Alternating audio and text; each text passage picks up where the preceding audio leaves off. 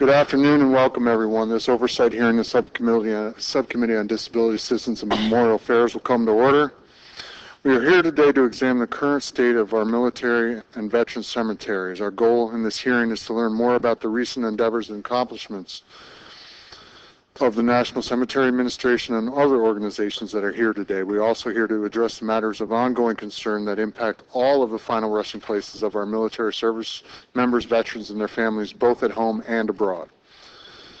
Members of this subcommittee, as well as all members of the House Veterans Affairs Committee, greatly appreciate the incredible feats of courage and selfless service that our warfighters have demonstrated throughout history.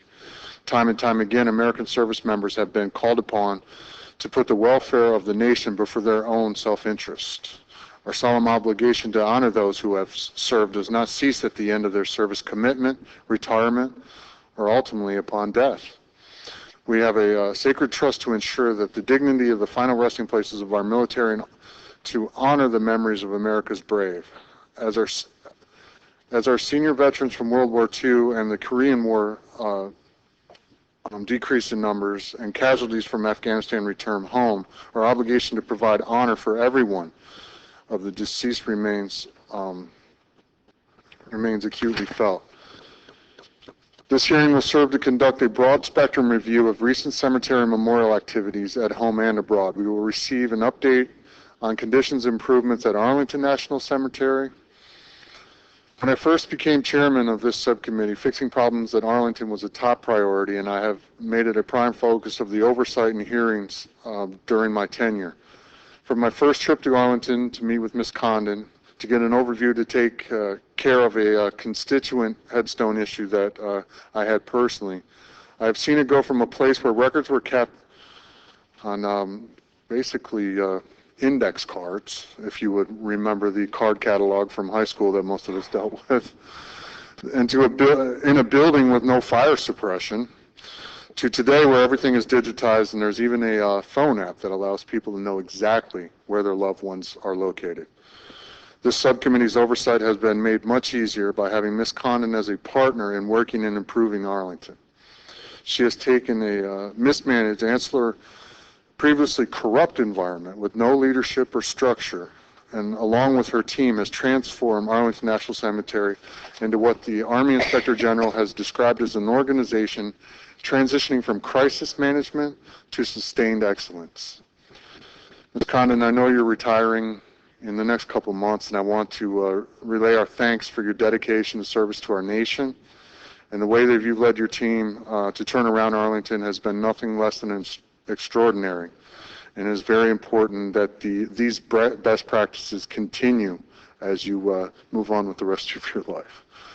I want to relay how much my staff and I have appreciated working with you to make Arlington the respectful, well-run, final resting place of our nation's service members deserve. We'll also be exploring findings of additional audit conducted by the National Cemetery Administration, or as referred to the organization as the NCA, as well as the findings of a separate audit, the VA Office Inspector General, which has was done in order to evaluate the corrective actions taken by NCA. Specifically, in October of 2011, NCA identified discrepancies at the Fort Sam Houston National Cemetery during a field test done to verify the accuracy of newly formatted gravesite maps. Ultimately, it was discovered that the headstone placement error occurred as a result of the Raise and Realign project that had been performed by a contractor. Since this discovery, NCA has been working to ensure that all gravesite errors are identified and corrected as soon as possible. Additionally, at the request of the House Veterans Affairs Committee, Department of Veterans Affairs Office of Inspector General conducted an audit to ensure that the corrective actions taken by NCA have been fully effective. Representatives of these groups will be speaking with us today and will offer detail on this issue and the response that has been undertaken. While we all understand that duty is owed to those who have served in uniform, we must also recognize that as our responsibility extends to the families of these veterans. It is the responsibility of NCA and other groups here today to provide dignified and secure environment for families who visited their loved ones' resting places. We must be we must be sure that mistakes are made. The sacred trust that is compromised and unnecessary trauma and heartache that result to our military family and friends. I would like to welcome our witnesses today. These panelists play a significant role in ensuring that a nation fulfill our responsibilities to honor those who have served. We all hope that through discussions and questioning such that will occur today, we can work collectively not only to meet the challenges, but to exceed the standard. Undersecretary Morrow is here on behalf of the National Cemetery Administration, which oversees 131 cemeteries nationwide. Ms. Catherine Condon is here representing the Army National Cemetery Programs, which includes perhaps the most recognizable site of our honored fallen here in Arlington National Cemetery. Deputy Secretary Woolman represents the American Battle Monuments Commission, whose mission is to serve our country's fallen heroes missing in action where they have served overseas. Next, we have Ms. Linda Holliday, who serves as the Assistant Inspector General for Audits and Evaluations, Department of Veterans Affairs, Office of the Inspector General. She is accompanied by Ms. Carrie Palmer, who is Director of the Office Inspector General, Chicago Office of Audits and Evaluations. And we'll also be hearing from Ms. Diane Zumato, who's serving the National Legislative Director of AMVETS, as well as Amy Nyberg Miller, who is Director of Outreach and Education with Tragedy Assistance for Survivors. And finally, a statement for the record has been received from Ms. Cowan, who's a surviving spouse of Chief Warrant Officer 3, Aaron William Cowan of the United States Army. Ms. Cowan was affected by a memorial marker misplacement at the National Memorial Cemetery of the Pacific Punch Bowl in Hawaii. With those introductions complete, I'm eager to hear of the progress that has been made in regards to National Cemeteries corrections. And I'm also looking forward to hearing from our American Battle Monuments Commission, Arlington National Cemetery, and Veterans Service Organizations. Thank you all for being here today, and I will yield to the ranking member for her opening statement. Well, thank you, Mr. Chairman, and thank you for holding the hearing on this very important topic. I also want to thank our witnesses who you've introduced for taking time to be here and for their flexibility with the rescheduling of this hearing. Like you, Mr. Chairman, it's my belief that a proper burial for the nation's veterans is a solemn obligation that we have. It's interesting to look at the history of the National Cemetery Administration. Over the years, I know that it's grown dramatically since its creation in 1862, when those first 14 cemeteries were established to serve as a permanent resting place for our veterans, those original ones who had served in the war between the states. On July 17th of that year, Congress enacted legislation that authorized the President to purchase cemetery grounds to be used as a national cemetery for soldiers who have died in the service of the country. And let us not forget those words, died in the service of the country. Then in 1873, all honorably discharged veterans became eligible for burial. Since then, the NCA has expanded its geographic diversity to better serve veterans all across the country, and recent legislation has even further expanded NCA's reach to rural and urban areas. However, while you have expanded and access has grown significantly, there's still a very large population of the nation's veterans who do not have the option of being buried in one of our nation's prestigious national veteran cemeteries. In fact, the state with the largest veterans population that is not served by a national cemetery just happens to be my state of Nevada, where you have about 230,000 veterans, many of them in my district in Las Vegas.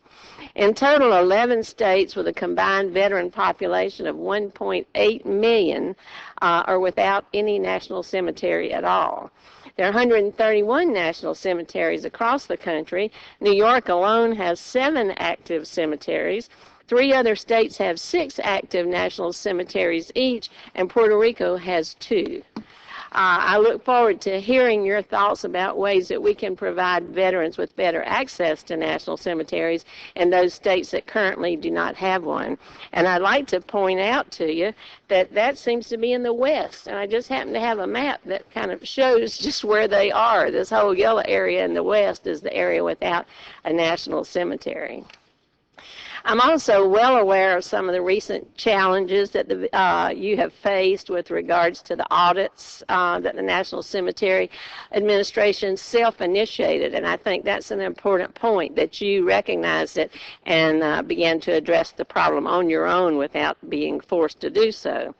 Although it's always disturbing and unacceptable to hear of those instances in which veterans were incorrectly interred or that incorrect markers were placed, I applaud you for what you've done to make the corrections, taking the initiative to recognize the need for the review, identifying the issues that were the problems, and now that the report has come out, working in various ways in the different cemeteries to correct the problems.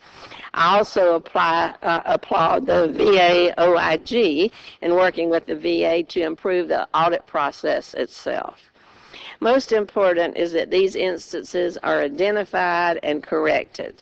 That allows the loved ones the peace of mind that they deserve when in these very difficult times when they face the burial of a member of the service.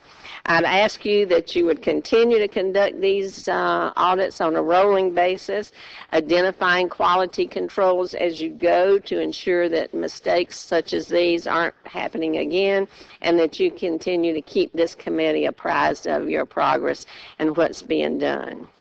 Another point I'd just like to make is at the end of March, I sent a letter to Secretary Shinseki commending him for allowing the first same-sex couple burial in a national cemetery. I was joined by 40 of my colleagues to urge the Secretary to grant similar waivers in the future.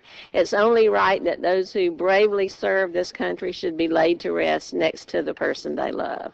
So I thank you for addressing that as well. So today I welcome the witnesses. I'm sorry that I won't have a chance to work with you because it sounds like you've done a wonderful job at Arlington.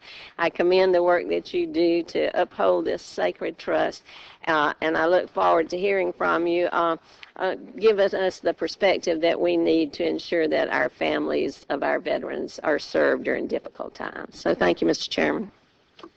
Thank you very much. And again, good afternoon, everybody. And obviously the first panel is seated at the witness table. First, we're going to hear from Undersecretary Morrow, and then we hear from Ms. Condon, and finally Deputy Secretary Woolman. So with that, Secretary Morrow, you are now recognized for your statement. Thank you, Chairman Runyon, and Ranking Member Titus, and other members of the subcommittee. I have with me today Mr. Glenn Powers, Deputy Undersecretary for Field Operations. I appreciate the opportunity to highlight some of the administration's accomplishments in this year since I last appeared before you. This past July 17th, we commemorated the 150th anniversary of the enactment of Public Law 165. That legislation, signed by President Lincoln in 1862, created the National Cemetery System. From that day to this, we and all the cemeterians before us have considered ourselves keepers of a sacred trust. We fulfill this sacred trust in partnership with our colleagues here today from the Department of Army, the American Battle Monuments Commission, and also with enduring support of this commission and Congress and the veteran service organizations and the American people. Today, as President Lincoln wrote, we pay tribute to those that gave their lives so that the nation might live. We recommit ourselves daily and with each passing year to fulfilling Lincoln's timeless promise of caring for all of those who have borne the battle. In this past year, we have completed the first ever comprehensive review of more than 3.2 million grave sites at VA national cemeteries. As promised, we made timely notifications to Congress and next of kin regarding our findings and advised them of any correction actions.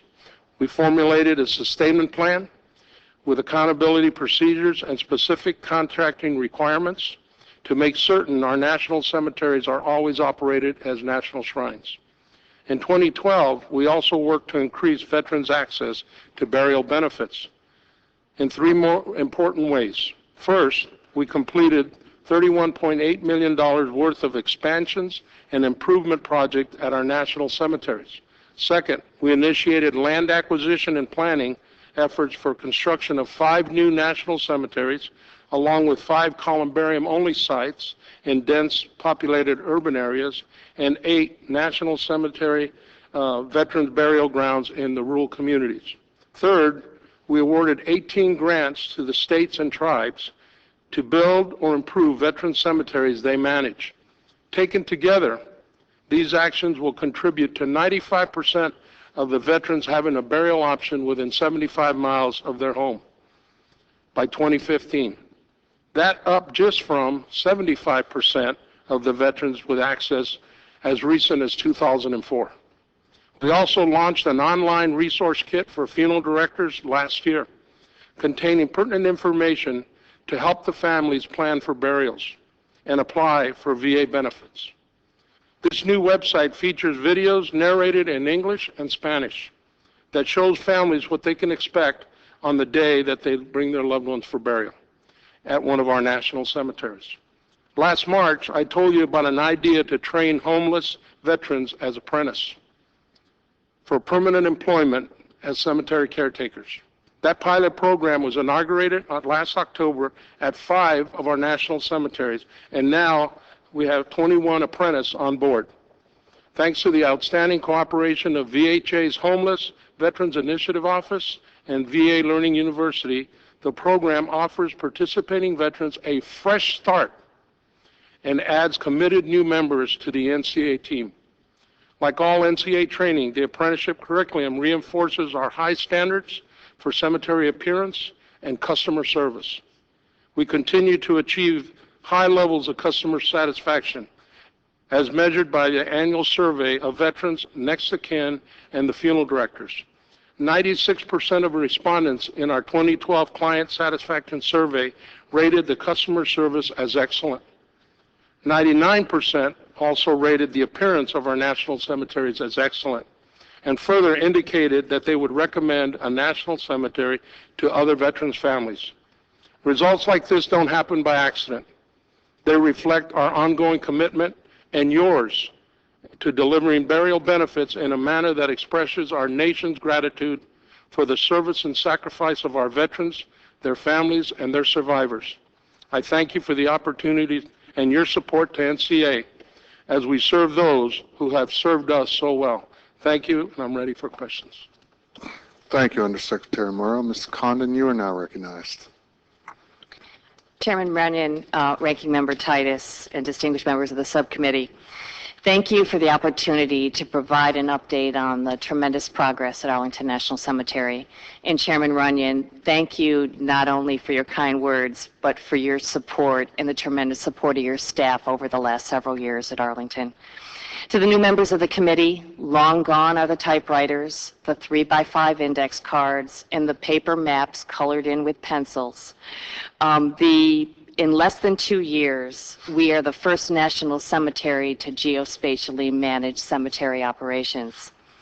Arlington has achieved, as directed by Congress, the baseline accountability of all its burial records and created a single, verifiable, and authoritative database of all those laid to rest at the cemetery. This database is linked to our digital mapping system, which allows us now to not only assign, manage, but to track our grave sites electronically. Leveraging this technology, on October 22, 2012, we also launched ANC Explorer. The first version of this free web-based application allows families and the public to locate grave sites, events, and other points of interest throughout the cemetery, to generate front and back photos of a headstone or monument, and to receive directions to those locations. And to date, I am proud to say that we have had 40,465 downloads of our app. So now that allows the public to honor, remember, and explore the National Shrine virtually, wherever they want, whenever they want. We have installed kiosks with ANC Explorer throughout at our Welcome Center, and we are about to put them throughout locations in the cemetery. We have implemented energy, environmental, and sustainability initiatives to minimize our impact on the environment and enhance our natural green space. We have changed our acquisition and resource management processes and procedures to be not only responsible stewards of all funds provided, but to remain compliant with all regulations and guidelines. And finally, we are committed to maintaining Arlington as an active cemetery for as long as possible for our nation's military heroes. We have 3 expansion projects: the Columbarium 9, the Millennium Project, and the Navy Annex. And once complete, these projects are expected to extend Arlington's first interment burials well into the 2050s.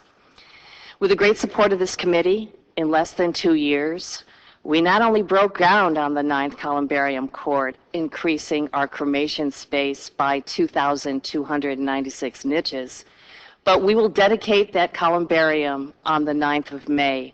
So please mark your calendars. An invitation will be coming shortly on that. I could not be more proud of the men and women of Arlington who have worked diligently to restore the honor and dignity across every aspect of this national shrine. And while we have made great strides, work remains to complete the critical repairs of our crumbling infrastructure and to improve our service to our veterans by reducing the wait time between the family's initial request and the actual burial. Mr. Chairman and ma'am, you have my promise that through diligent efforts, adherence to the established procedures, and by leveraging technology, Arlington will continue to do all within its power to sustain the trust it has recently reclaimed. And all burial services and ceremonies will be conducted with the honor and dignity our families, our veterans, and all who visit the cemetery deserve. Thank you, and I look forward to your questions. Thank you, Ms. Connon. With that, Deputy Secretary Woolman, you are now recognized for your testimony. Thank you, Chairman Runyon, Ranking Member Titus, members of the subcommittee. Thank you for this opportunity to discuss the mission, operations, and programs of the American Battle Monuments Commission. ABMC's core mission is commemoration. We execute that mission by maintaining commemorative sites to an unparalleled standard of excellence and providing historical context for why our monuments and cemeteries were established, why those memorialized within them died, and the values for which they died. On Veterans Day in November, ABMC dedicated Vietnam battle maps at our Honolulu Memorial. When the memorial was built in the 1960s, it included maps commemorating World War II and the Pacific, in the Pacific and the Korean War, but maps commemorating the Vietnam War had never been added. That oversight is now corrected, and Americans who served during the Vietnam War are appropriately honored at our most visited memorial. I want to thank the VA for their support, Mr. Morrow and his team. This is the joint ABMC VA site in Honolulu, and without the help of Mr. Morrow and his team, we couldn't have done it. In Europe, we have 3 interpretation visitor center projects that will be completed this year. One at the Cambridge American Cemetery in England, at the Sicily Rome Cemetery south of Rome, Italy, and at the Pointe-du-Hoc Ranger Monument in France near our Normandy Cemetery. Most of our cemeteries, however, receive far fewer visitors than these 3 sites. To better tell their stories to a broader audience, we have been turning to technology. Our first mobile app, a tour of the Pointe-du-Hoc battlefield, was released in December. We plan to produce apps and virtual tours for all of our sites so we can bring these national historic assets to life not only to our visitors, but on our website and in our classrooms. Turning to the Pacific region, at the United Nations Cemetery in Busan, Korea, most of the Allied nations have memorials in the cemetery honoring their armed forces. The United States does not. We are fixing that. We will begin construction on a monument this spring and plan to dedicate it in July on the 60th anniversary of the signing of the Korean War armistice. Public Law 112-260, the Dignified Burial and Other Veterans Benefits Improvements Act of 2012, authorizes ABMC to restore, operate, and maintain Clark Veterans Cemetery in the Philippines. As required by law, the U.S. government is negotiating an agreement with the Philippine government to allow the ABMC to begin maintaining this cemetery. When such an agreement is reached, we will use existing funds to begin minimum maintenance with the crew from our Manila cemetery, which is about an hour away from Clark, and to contract for a full assessment of the site to determine restoration and maintenance requirements. Congress authorized $5 million for restoration. This may be insufficient for a cemetery that is partially covered in volcanic ash and may have other unknown infrastructure issues. We won't know the true costs until we complete a site assessment. Nonetheless, the mission has been assigned to the ABMC, and we will work towards executing that mission when an agreement allowing us to do so has been signed with the Philippine government. Under the Consolidated and Further Continuing Appropriations Act of 2013, ABMC's total budget authority is $73.347 million. There's a $253,000 decrease from our FY13 budget request. This $73 million takes into account the March 1, 2013 sequestration order and two recessions included in the public law. We will take this reduction in areas with the least impact on cemetery operations. We do not plan to furlough any of our staff. The essence of the Commission's mission success does not change from year to year. Keep the headstones white, keep the grass green, and tell the story of those we honor. With the support of the administration and the Congress, we will continue to ensure that the Commission's overseas shrines to American service and sacrifice reflect our nation's commitment to honoring those who sacrificed on our behalf. Mr. Chairman, members of the subcommittee, as always, we invite you to visit these inspirational sites during your overseas travels. Thank you for allowing me to present this summary of our mission, operations, and programs. Thank you. Thank you, Deputy Secretary Woolman. You may not have known because our bells didn't go off in here, but there was a vote being called on the House floor that went off 15 minutes ago. I would probably anticipate that we'll be back in about a half an hour, so committee will stand in recess till approximately 3:30.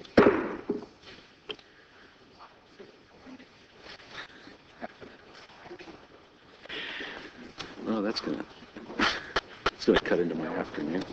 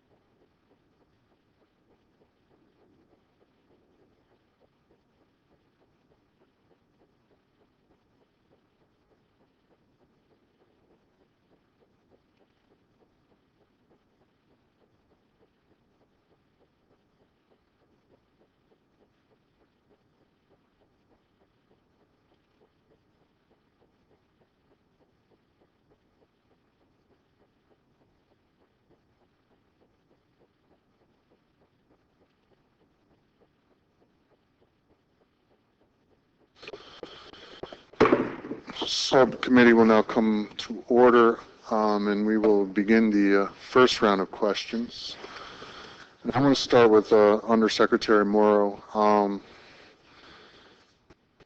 It clearly comes across that the majority of NCA staff is very hardworking and dedicated to the NCA mission. However, the subcommittee received a personal statement from a surviving spouse, Miss Carrie Cowan, regarding her experience with a misplaced grave marker at the National Memorial Cemetery of the Pacific at the Punch Bowl. Miss Cowan noted that she was treated with a shocking level of insensitivity, disrespect, and when she altered the cemetery. What? Yeah. When she alerted the cemetery that her husband's grave marker was missing in 2011. The manner that Ms. Cowan's concern The manner that Ms. Cowan's concern was handled by the Punch Bowl management staff and staff was nothing short of shameful. If you've had an opportunity to read her testimony, the cemetery's head groundkeeper said its public affairs specialist did not seem to improve Ms. Cowan's situation, nor did the cemetery director take any useful proactive steps in fixing this problem. How will and this is the question, how will a situation such as Ms. Cowan's be handled by the National Cemetery staff going forward, and how did you convey the NCA's expectations to all of your cemetery employees? Thank you, Mr. Chairman. First of all, I'd like to apologize to Ms. Cowan for the situation that happened at the Punch Bowl. Second, at the last conference, we did talk to all the directors about this situation, and we also have held those that were responsible for it accountable. It is not acceptable for what was done. We do have procedures in place that ensures that if we're doing any type of marker movement or headstone movement, whether they be grave sites or memorial section, we notify the next kin. That wasn't done, but we've done that already. We have apologized, and we've actually, she requested that her husband's memorial marker be moved to another cemetery, and we did. We ordered a new one, and it is at another cemetery that we have in New Mexico at Fort Baird. But also at the Punch Bowl, we've had the director call all of those next of kins that he was able to get a hold of and talk to them and let them know what had been done. And also we've sent letters to those that we couldn't contact by phone to contact us or give us a number where we can contact them so we can explain to them the situation.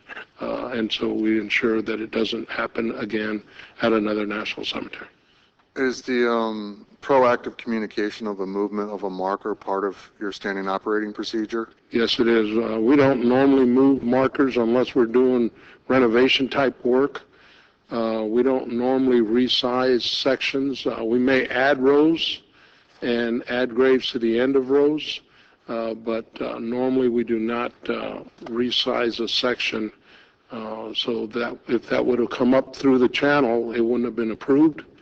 So we have held the people accountable that did that, and also ensured that they get the training they need so that they don't do that again. Or, you know, when a family comes with a problem, we need to know what the problem is so we can research it to get the facts down. The next question is also for you. We have volunteer historian veterans organizations, local governments, and funeral professionals working diligently to sort through the archives of death records, military records, genealogical records to seek VA headstones for some of our Civil War veterans who are buried in unmarked graves. We have been told that the VA has in recent years put into place a new barrier for this initiative requiring approval from the next of kin. These local volunteers are essentially skilled researchers. If they could identify and locate a Civil War descendant, they would jump at the chance. The reality is that many of these veterans in unmarked graves tend to be poor young minorities with few, if any, family at the time they paid the ultimate price. When we make it an absolute necessary to get the next of kin approval, we are turning a success story into another reason for our citizens to be disappointed with government bureaucracy. On behalf of one of my constituents, Mr. Richard Bareford of Medford, New Jersey, he has been in contact with the NCA pursuing two group monuments for veterans who died in the 1935 Labor Day hurricane to be honored with one of the overseas highway near, how do you say that? Isla Morada, Florida, one of the Woodlawn Park North Cemetery in Miami. He is a historian who is seeking to have these monuments dedicated before the 80th anniversary, but he is not next of kin to any of the descendants.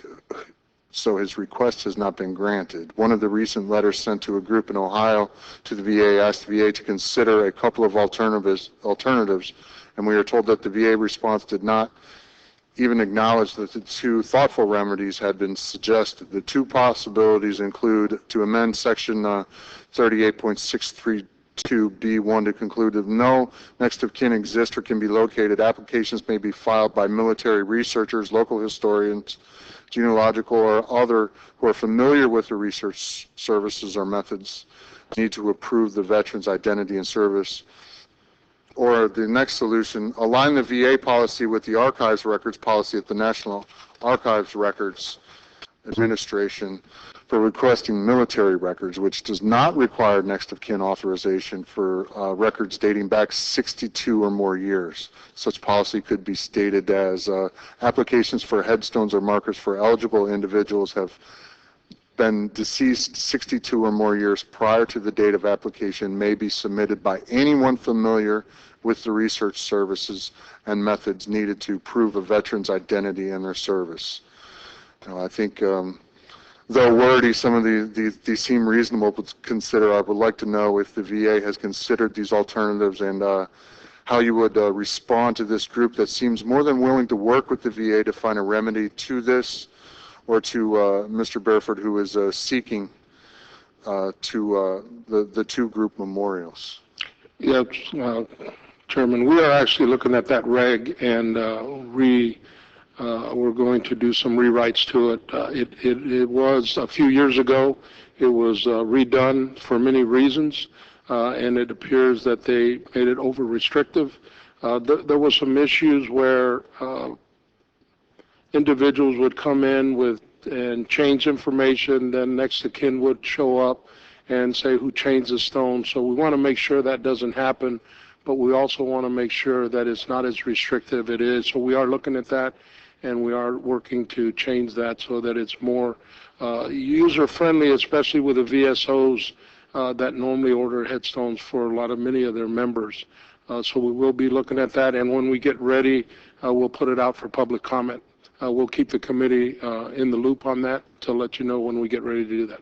So we would appreciate that cooperation and communication. So yeah. With that, I'll yield to the ranking member, Ms. Titus. Thank you, Mr. Chairman.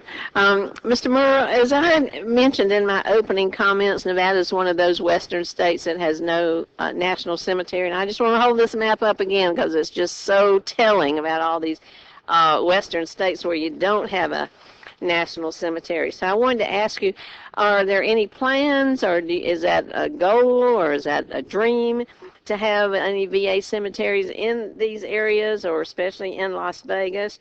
And do you think maybe the current funding formula works to the disadvantage of veterans who are in the West? And finally, if that's not happening, or if it's sometime in the future, are there things that you can do better with some of the state cemeteries that exist? We have a state cemetery in Boulder City, but there was a terrible incident where an employee took headstones home and turned them into a patio, and that's because there's not the kind of oversight and regulation that you find at the national cemetery. So would you address those issues for me? Sure, Congresswoman. First of all, we're coming to Nevada. There are 6 states out west that have no national presence, and one of the secretary's charge and one of our goals, secretaries in mind, is to have national cemeteries in those states that don't have coverage of a national. And so with our budget in 13, we put forth the new national cemeteries that will be built with a veteran population of 25,000 or less.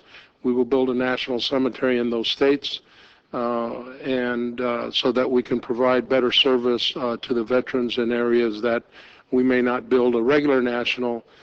Prior to the 80,000 veterans in a 75-mile radius, we used to have 170,000 veterans in a 75-mile radius, and we would build a cemetery. So we closed that gap in 12, and then we also in 13 came up with a new policy to open the 25 and below. In reference to the Boulder State Veteran Cemetery, It is the second busiest state cemetery in the nation. There is. There's 88 operating state cemeteries at the present time. We're continuing working with the state to open up more. In reference to their employees taking the headstones and using them for patios unauthorized, they knew it. Because any state cemetery that's open, we provide them our policies, our guidance. They must follow everything we do. So it was a surprise to us that happened. Unfortunately, it happens at not just state cemeteries. It's happened at other cemeteries, and we get calls every so often that somebody finds some headstones. We go pick them up, and we dispose of them properly. The state knew how to dispose of them. That employee no longer works for the state, so we know that. But I'm willing to come out and talk with you. Right. We are going to have presence in those western states. That's our goal between now and 2015, to open up national cemeteries in the 6 states of the West that don't have any. Well, that's good news. I appreciate that, because that 75 miles is like driving across town in Las Vegas. That distance doesn't mean very much in big states like Nevada and Montana and Idaho and things like that. So I appreciate it. I'm also working on something to help Native Americans with headstones in tribal cemeteries. Yes. We look to you for some assistance with that. Yes. Yes, we supply headstones to any veterans, whether they're in a state cemetery, private cemetery, national cemetery, and we are working with your office and with Congress in reference to providing the headstones for the spouses. When the legislation was granted, they gave us authority to grant funds for tribals to develop tribal cemeteries. They left out the part of spouses being able to, so we need to have the legislation updated so that we can provide them the headstones so that they don't have to pay for one. Just like we do at the state cemeteries, we provide a headstone for anyone that's buried at that state. Same thing at a national or at Arlington. Anyone buried in that cemetery gets their name on the headstone. Maybe the same headstone if there's multiple family members in the same grave. Well, thank you very much. Thank you, Mr. Chairman. Mr. O'Rourke? Thank you, Mr. Chairman. Mr. Murrow, I have a couple of questions related to Fort Bliss National Cemetery, which is in the district that I represent in El Paso, Texas. And as you know, more than a decade ago, the decision was made to replace the natural turf and grass at Fort Bliss National Cemetery with a xeriscaping design that, while very beautiful and frankly better maintained than the turf had been prior to the installation of the xeriscaping, leaves a number of people in my community, especially the widows and friends of veterans who passed away, many of whom gave the ultimate sacrifice in their service to this country, leaves them a little cold. And while you all have been incredibly responsive to our questions and requests about this issue, and I want to publicly thank you for doing so, most of your answers involve the public's happiness with the maintenance of the xeriscaping as it is today, and don't really address the issue of whether the public, and especially the veterans community and their family and friends, would like to see grass, turf there instead of the xeriscaping. And it is, I can tell you from the canvassing I did in order to get here and talking to hundreds, if not thousands of veterans door to door, it was a constant refrain that they were upset with the xeriscaping decision. I want to add publicly that I think this decision was made in the context of some misinformation at the time about the availability of water in El Paso, and that misinformation has since been corrected. We have an exceptional supply long-term of water for El Paso from the Rio Grande, from our underground aquifers. We also, as you probably know, through partnership with Fort Bliss, have the world's largest inland desalination plant, and right next to the Fort Bliss National Cemetery is a Fort Bliss golf course, which for many of these widows and friends of veterans and veterans in the community adds insult to injury, that you have a perfectly watered, greened, and manicured golf course that is much larger in acreage than the cemetery. Let me conclude by saying that the cost savings are indisputable. and black and white, this is a no-brainer. We should be xeriscaping. But as you probably are well aware, this is not a black and white issue for the people who care most about the cemetery. So I have two questions. One is I'd like some advice in continuing to work with you and your office to see if we can't correct this problem, or what that path might look like, what the process is to reverse a xeriscaping decision. And the second question is, even if this is a ballpark estimate, in terms of national cemeteries that you oversee, how many of them, or what percentage of them, are xeriscaped versus having natural grass? Thank you, Congressman. There's actually 3 national cemeteries that have what we call the water-wise landscape. Fort Bliss, Arizona National, and Bakersfield National Cemetery. We opened Bakersfield about 3 years ago. We opened it as a water-wise, and so was Arizona when it was originally opened. We did not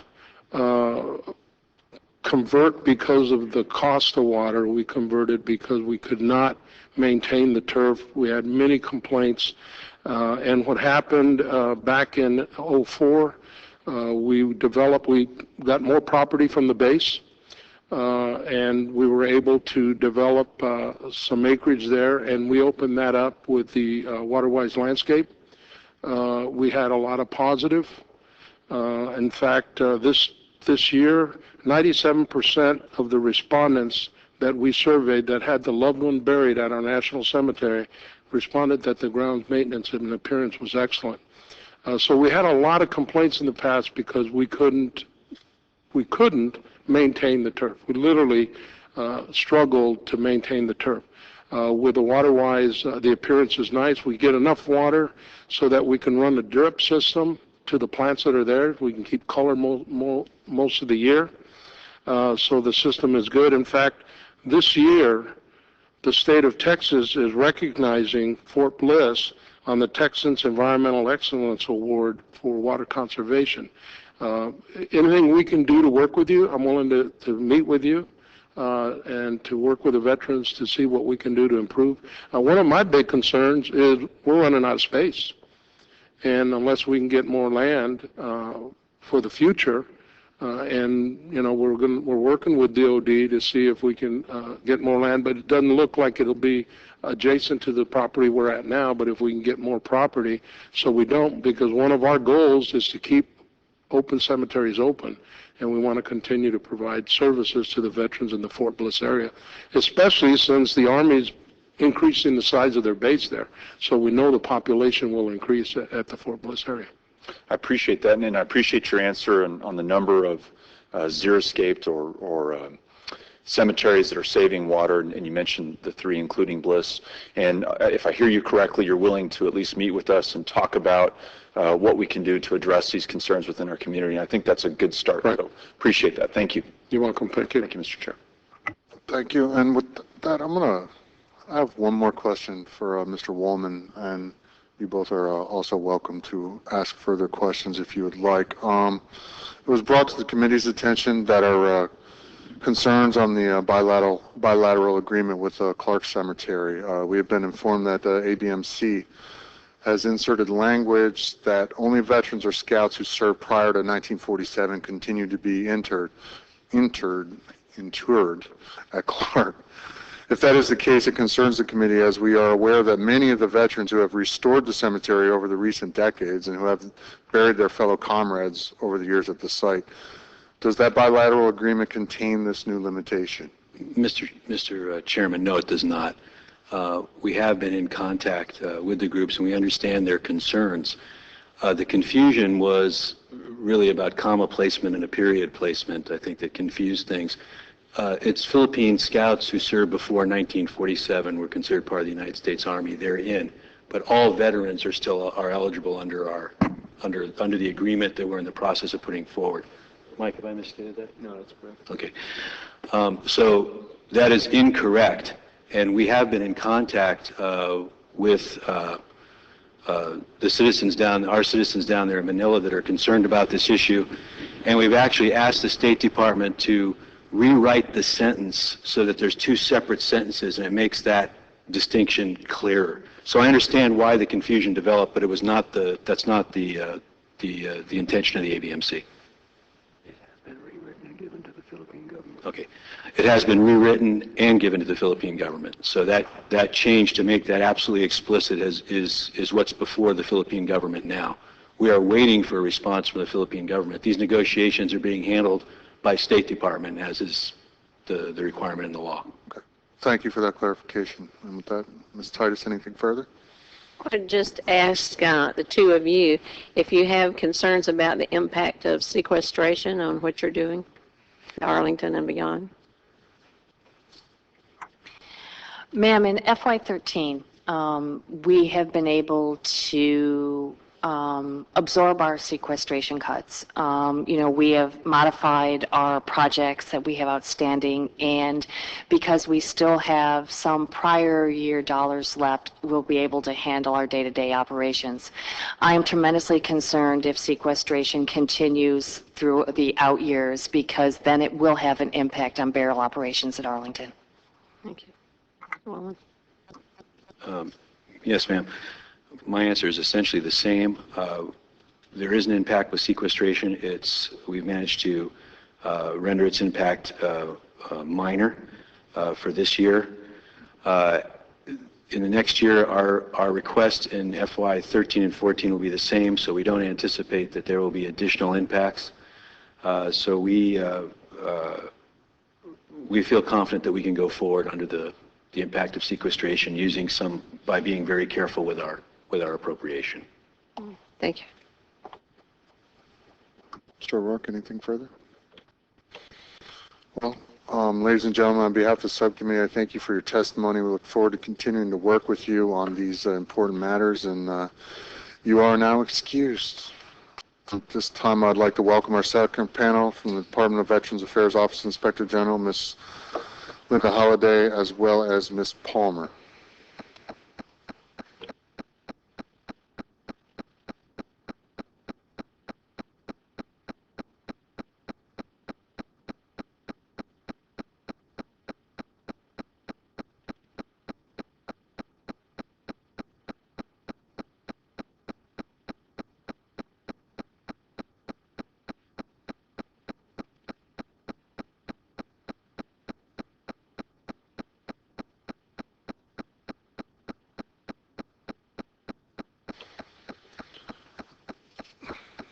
Ladies, we appreciate your attendance here today, and your complete and written statement will be entered into the hearing record.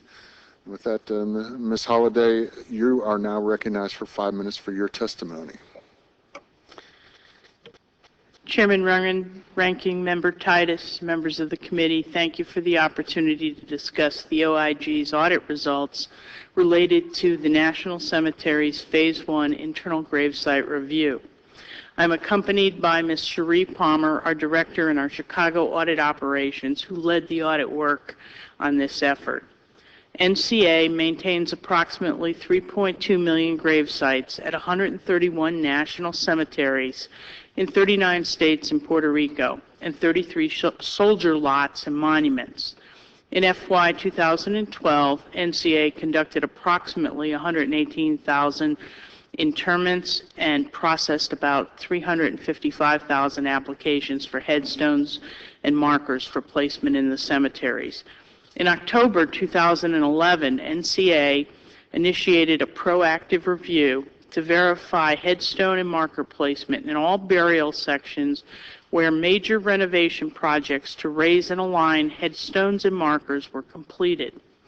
The self-initiated review followed the August 2011 discovery of 47 markers that were offset by one grave site in a burial section in Fort Sam Houston National Cemetery. This resulted in placing 4 remains in the wrong grave sites.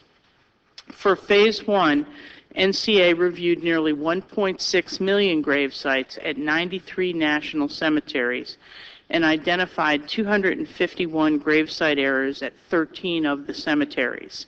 Subsequently, we reviewed a sample of 200 gravesites at each of 12 statistically selected national cemeteries to ensure headstones were accurately placed, and we identified 7 additional gravesite errors. NCA's review procedures did not identify and report all gravesite errors. Further, NCA lacked controls to ensure independence because their review was performed by their cemetery directors. In addition, the reviews were planned and implemented without considering the size, complexity, and age of the cemeteries. The cemetery directors told us it was challenging to complete and certify to the results by December 31, 2011. When we identified the errors not reflected in the directors' certifications, we questioned the validity of those certifications. We found that cemetery directors were not provided updated maps and accurate graveside maps to support these reviews. The maps reflect the usage of grave sites and at the memorial sites. In July of 2012, we issued a management advisory memorandum and recommended that NCA revise current gravesite review procedures to ensure the accuracy and reporting of their results. We recommended NCA plan and complete another review using revised procedures. And finally, that NCA research the reasons why cemetery director certifications did not disclose the conditions we had identified. We recommended that NCA leadership take administrative action as deemed appropriate. In response to our advisory memorandum, Mr. Muro worked with my staff to revise and test more comprehensive procedures at 9 of the 12 cemeteries we visited. Using the revised procedures, NCA identified 146 additional gravesite errors at 4 other cemeteries. This compared to initially identifying a total of 251 errors during the Phase 1 review. The internal gravesite review procedures were not adequate to identify all errors which affected the accuracy of the review results, but NCA did take quick action and worked to identify additional errors and discussed our concerns with their procedures to adopt stronger procedures to make sure they got the results right. We still believe NCA needs to take further action. As we recommended in our report, the audit of NCA's internal gravesite review of headstone and marker placement to identify and prevent future gravesite errors and to ensure VA fulfills its mission. Mr. Chairman, this concludes my statement, and we'd be pleased to answer any questions the committee may have. Thank you, Ms. Holliday. And it kind of goes to where you, my first question kind of goes to where you were winding up there. And you were here for the testimony of Secretary Morrow. In your written testimony, you said that the NCA did not take action once you identified errors and concerns about their procedures. You noted that NCA agreed to implement 3 recommendations that were contained in the 5 July 12 memorandum. As well, it appears to comply with all recommendations contained in the VA OIG report of 7 February 13. It seems that NCA has taken additional steps, such as requiring contractors to ensure headstones and markers remain at grave sites during their raise and reline projects. And you kind of answered this, but I want to get it on the record again. In your opinion, have the inaccuracies of the Office of the Inspector General found been adequately addressed, and at this point, has the NCA taken all necessary and appropriate steps to rectify the situation?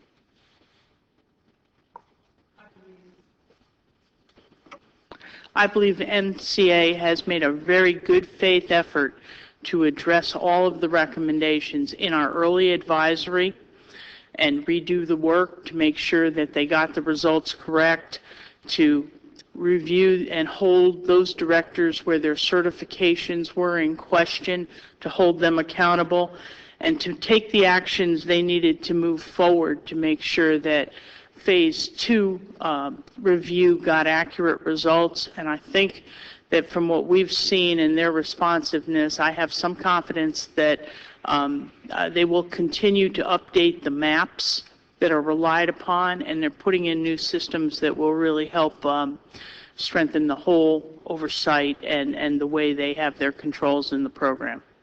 So it's still a work in progress? Yes. And the next question I have is then, throughout the OIG's evaluation of the various sites, were the NCA employees candid and helpful in the process, and were you greeted at the sites with an appropriate manner? I'm going to let Cherie Palmer answer that because her and her team actually went out there. She can give you a firsthand. Mr. Chairman, during our site visits, we found that the cemetery directors were very cooperative with our staff. We commented to the secretary on a couple of occasions that we had a good working relationship. Yes, I do feel that they were candid. Normally, our review was limited to the cemetery directors, and they were cooperative. Not a lot of dealings with staff under that and professionalism at that level, because obviously you heard some of that in the last panel, that there was some unprofessionalism underneath them. Right. We didn't experience that because the phase 1 review was conducted by the cemetery directors. Thank you. Sir? Yes. Can I add that we did have concerns with the 3 directors that when they did phase 1, they certified there were no errors. And then our team came behind them and actually had identified errors that we thought were very visible. We were not given good information from each of those directors. They just said, we don't understand why we didn't find those errors. No one would really say why. It was our belief that they didn't do a thorough review. So if you go to cooperation, that certainly has to be considered. Okay. But post that, the cooperation was there. Yeah.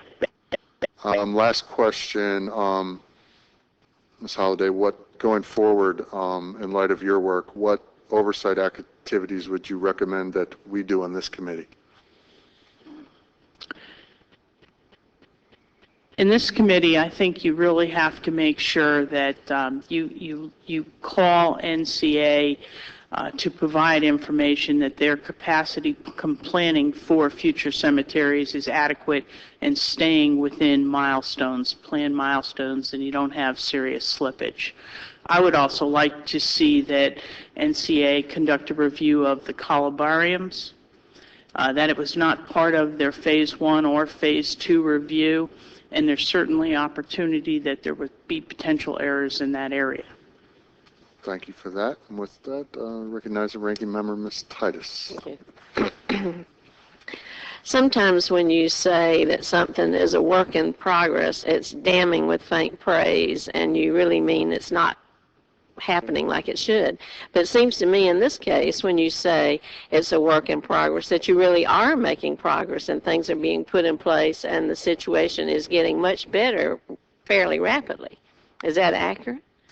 That is accurate. And keep in mind, the error rates that we detected in this review were extremely low. So there were good results to start with, and I do believe by invoking some procedures when they're doing graveside realignment that the headstones cannot be removed from the graveside area while work is being done, and having better oversight over these contractors, I think is really going to go a long way to help things. I appreciate you saying that. Any mistake is not good. It's too many, and when the veteran is concerned and the family and friends. But if you look at the statistics of how many grave sites there are, how far they go back, how poor the records must be from 150 years ago, it's pretty remarkable that the number of mistakes that you found was as low as it was. Definitely, especially considering some of the maps were so old that they were almost illegible. You couldn't. Yeah. And you think the new computer improvements, we're always hearing about glitches in computer systems, but the new systems improvements are in line to make a difference as well? I think they're a positive change forward. My auditors did spend time, and this is where we had did extra procedures in looking at all the information in the computer system and then how that translated to the maps. and how that translated to the actual site conditions. So I do think it's a real positive move forward. Thank you. Mr. O'Rourke. Add that it's encouraging to hear a good story come out of the VA, and the effort made initially to understand where there might be errors, and then the follow-up from your office to correct that, and then the working relationship that you have going forward to ensure that we don't have these problems in the future. So I just want to commend you on your efforts and what you've been able to do in presenting this to this committee. I guess I have one question on a policy that is, I guess, still being implemented, and that is to map through GIS the location of all of these grave sites and make sure that information is available electronically. Do you have any concerns or questions based on what you uncovered through this process in terms of how the VA implements that going forward? I would have some concerns as far as the baseline data integrity of the maps, but I think that that's a wonderful system, and I think it's a very appropriate move for having real positive information that can support the mission in NCA. The other thing is, I'd like to congratulate Mr. Muro, because I deal on a regular basis with senior leaders throughout VA. And when he got the advisory that I issued to him about our concerns, there was an immediate phone call and a request for help to try to benchmark our procedures against what they used to make sure everyone got it right. And I commend that as strong leadership. I appreciate hearing that and the fact that you shared that with the committee. And I will just say from I've only been here on the job for 90 days plus, and in that short time, Mr. Muro's office has been incredibly responsive. So we join you in commending him. And again, thank you for your work. Yield back. Thank you, gentlemen, and both of you, on behalf of the subcommittee, I'd like to thank you for your testimony, and you are now excused, and I'd like to welcome the third panel to the witness table.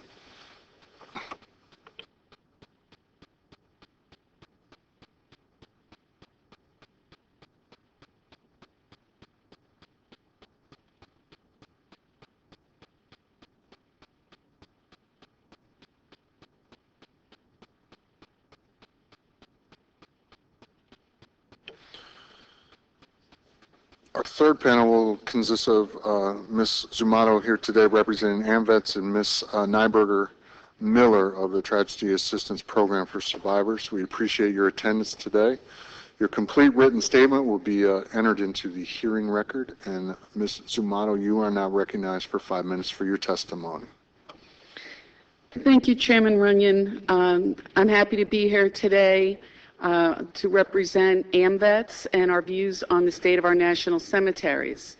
In light of the ongoing fiscal challenges facing our nation and the growing demand for VA services, AMVETS calls on Congress and the administration to make it their priority to ensure that the NCA continually receives sufficient, timely, and predictable funding. It's unfortunate that the administration's funding recommendations for VA in FY 2014 have been delayed by almost 2 months, and AMVETS is greatly concerned about how NCA program funding may be impacted going forward. Additionally, the ongoing breakdown in the appropriations process is a major concern to AMVETS, and it will most certainly have a negative effect on all VA operations. In the midst of all the budget and spending woes, AMVETS hopes that neither Congress nor the administration forgets the sacred obligation they have to those who serve and protect this country. Our nation must remain steadfast and committed to ensuring that our military, veterans, their eligible family members, and survivors received their earned benefits in a timely and efficient manner. This lifelong commitment begins when an individual raises their hand during their enlistment ceremony, And while AMVETS understands the need to optimize taxpayer dollars, it urges Congress not to let the struggle to do more with fewer resources interfere with providing our departed service members with the highest quality of care as their service to this nation comes to a close. 150 years ago, President Lincoln promised a war-weary America that those who had borne the battle would be honored and never forgotten. It is because of that promise that we have our current system of national cemeteries, which serve as daily reminders to the true cost of freedom. The most important obligation of the NCA is to honor the memory of America's brave men and women who so selflessly served in the United States Armed Forces. Therefore, there's no more sacrosanct responsibility than the dignified and respectful recovery, return, and burial of our men and women in uniform. This responsibility makes it incumbent upon VA to maintain our NCA cemeteries as national shrines dedicated to the memory of these heroic men and women. As our veterans population continues to age and the longest war in the history of our nation winds to a close, VA needs to ensure that the development, especially in rural areas, and maintenance of our national and state veterans cemeteries meets the growing needs of our veterans and their eligible family members. MVETS would like to acknowledge the dedication and commitment demonstrated by the NCA leadership and staff and their continued devotion to providing the highest quality of service to veterans and their families. We applaud the NCA for recognizing that it must continue to be responsive to the preferences and expectations of the veterans community by adapting or adopting new interment options and ensuring access to burials in national, state, and tribal cemeteries. MVETS also believes it's important to recognize the NCA's efforts in employing both disabled and homeless veterans, which is another area that NCA leads the way among federal agencies. While MVETS would be the first to acknowledge all the great work done by NCA, this does not mean that there are no areas needing improvement. From October 2011 through March 2012, NCA conducted an internal grave site review of headstone and marker placements at national cemeteries. And during that review, a total of 251 discrepancies at 93 national cemeteries were uncovered. While the incidents were corrected in a respectful, professional, and expeditious manner, the initial phase of NCA's internal review failed to identify and therefore to report all misplaced headstones and unmarked grave sites. Additional discrepancies came to light thanks to the diligent oversight of Chairman Miller and the HVAC, which had tasked the IG with conducting an audit. The IG highlighted several concerns and made corrective recommendations. And based on those recommendations, the Undersecretary for Memorial Affairs developed an appropriate action plan, and MVETS recommends continued oversight to ensure the carrying out of all corrective actions. Thank you, Mrs. D'Amato. Ms. Nyberger-Miller, you are now recognized for your testimony. Thank you, Mr. Chairman. I am pleased to submit this testimony on behalf of TAPS, the Tragedy Assistance Program for Survivors. I am the Director of Outreach and Education and the surviving sister of Army Specialist Christopher Nyberger, who was killed in action in Iraq. TAPS is a nonprofit organization that provides comfort and care to anyone grieving the death of someone who died while serving in the military, regardless of where they died or how they died. And we assist the families of veterans who recently left the military and died. Sadly, in 2012, our organization welcomed 4,807 new survivors seeking support in coping with the death of a loved one, a nearly 50% increase over the previous year. We believe that how a nation cares for those who have served in its armed forces and died reflects its commitment to honoring their sacrifices. Those who oversee the final resting places of our veterans are the custodians of a sacred trust, a really valuable trust that we families place in them. Most surviving families that we interact with are very pleased with the care that they and their loved ones receive from our national cemetery system and at Arlington National Cemetery. The VA should be commended for undertaking a review of its cemeteries after identifying initial problems. Unfortunately, this review lacked thoroughness, time, and resources, but these problems were addressed and more errors were found and corrected.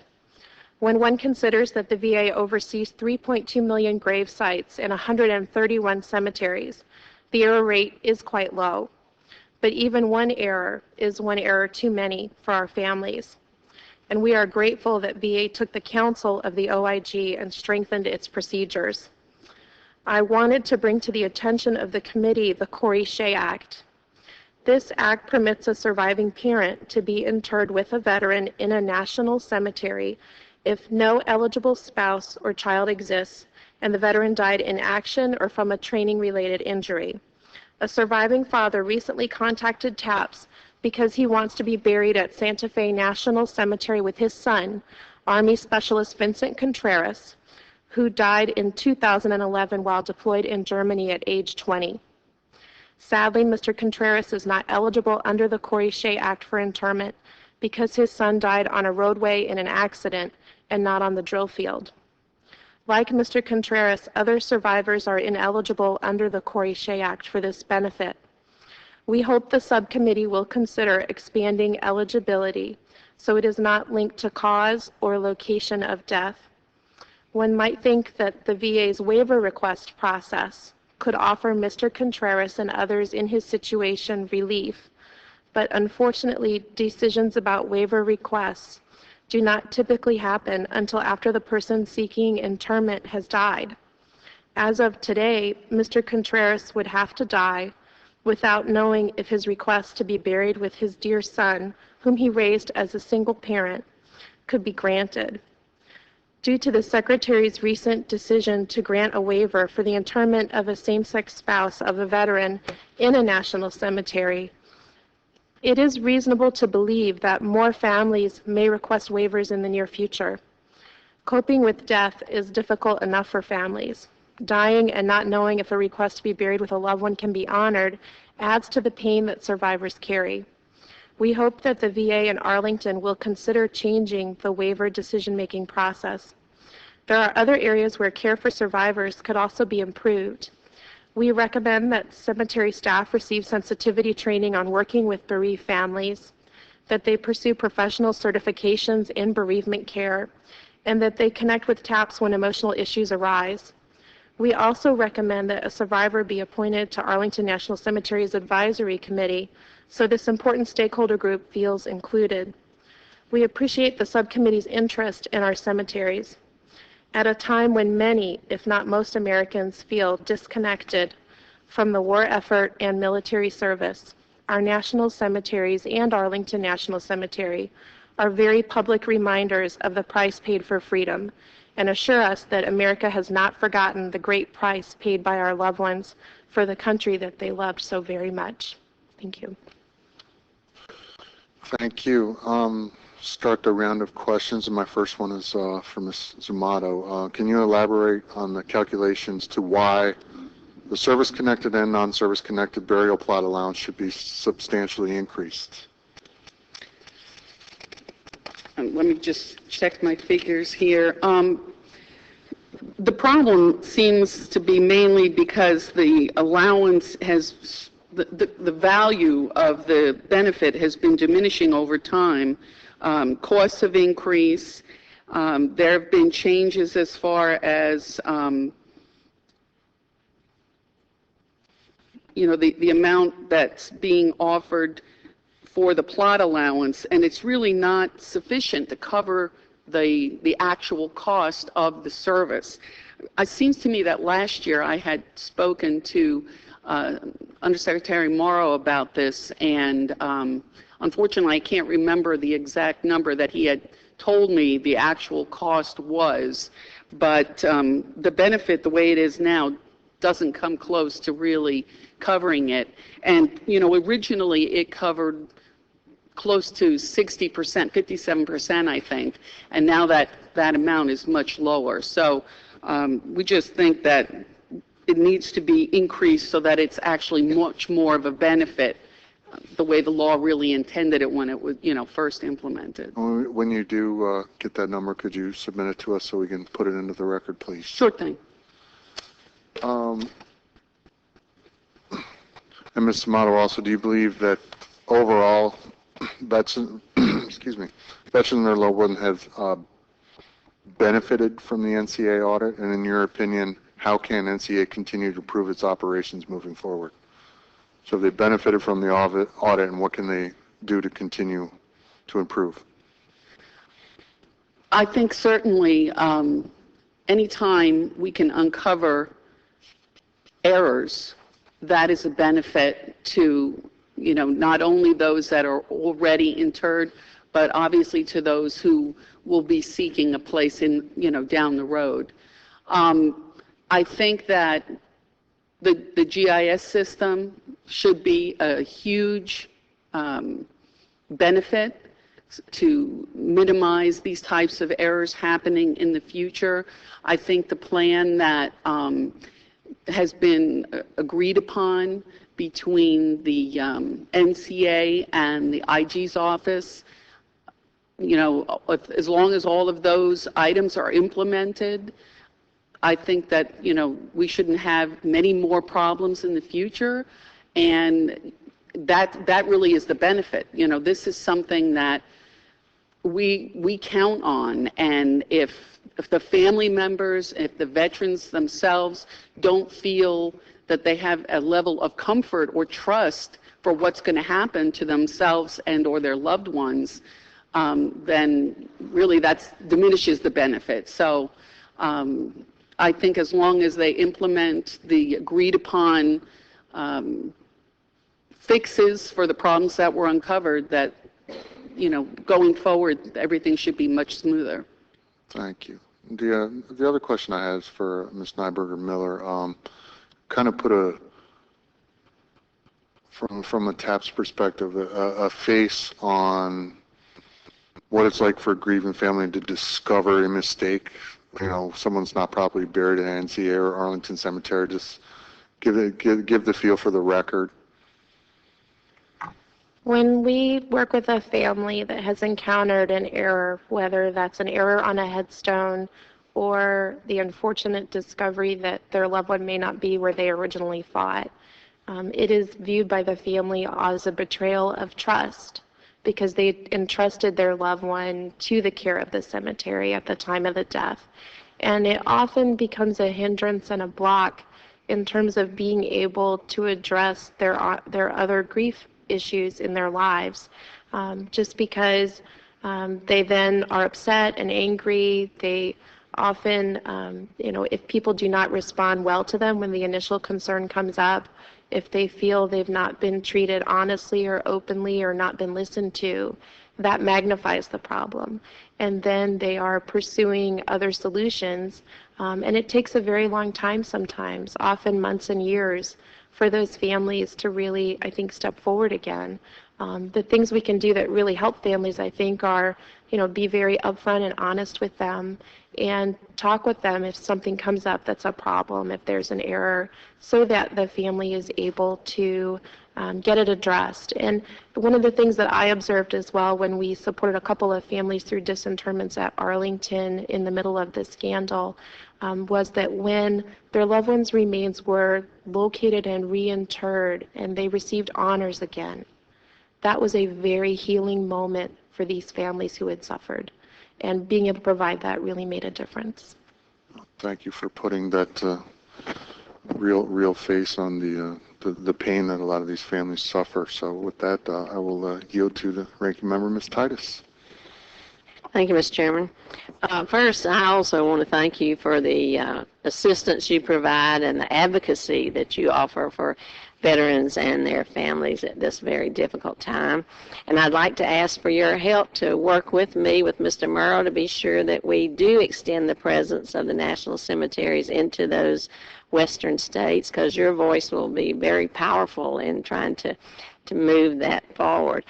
I would just want to ask you, how does a family find you? How do they know where to go to get help? And is that process working? And then when they find you, are the websites or the information adequate for you to be able to assist them effectively, or is there some way we could improve that? For active duty losses, TAPS has memorandums of agreement in place with the armed services. And so families are actually asked as part of the casualty notification process if they would like their information forwarded to TAPS. And it's explained to them that we are a private nonprofit, that we are not part of the government, and that we provide peer-based emotional support for others who are grieving the death of someone who served in the military. And so many families come to us through the MOA program. Additionally, families sometimes hear about us through the media as well, and we often receive calls that way.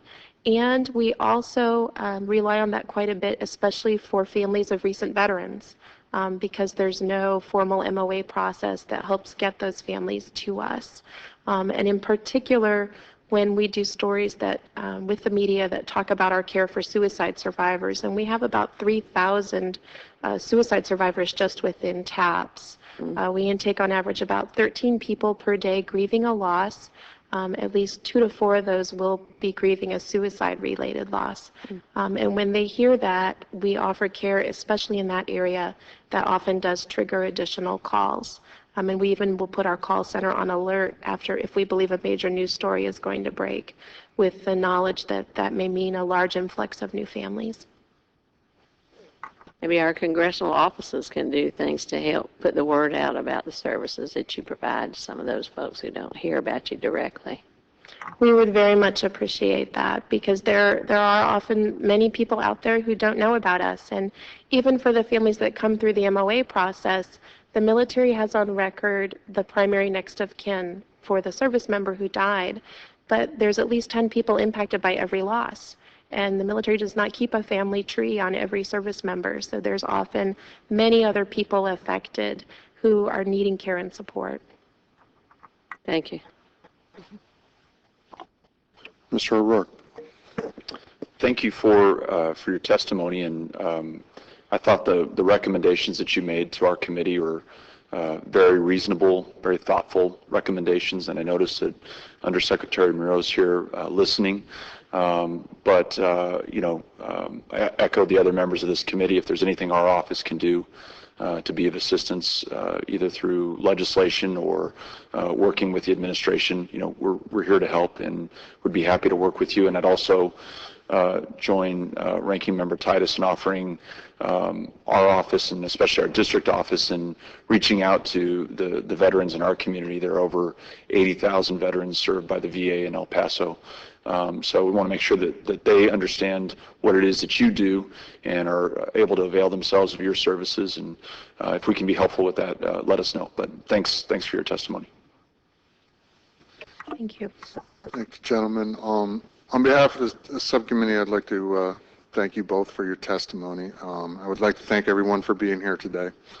The status reports of our various cemetery representatives, as well as the audit information and the VSO input, was well presented, and this subcommittee appreciates the work that went into your presentation for today's hearing. I look forward to future updates on the initiatives we have heard about today, and look forward to working with all of you throughout this Congress to ensure the final resting places of our veterans and their families left behind receive the highest standard of cares. I'd like to once again thank all of our witnesses for being here today, and I ask unanimous consent that all members have 5 legislative days to revise and extend their remarks and include extraneous material. Hearing no objection, so ordered. Thank the members for their attendance today, and this hearing is now adjourned.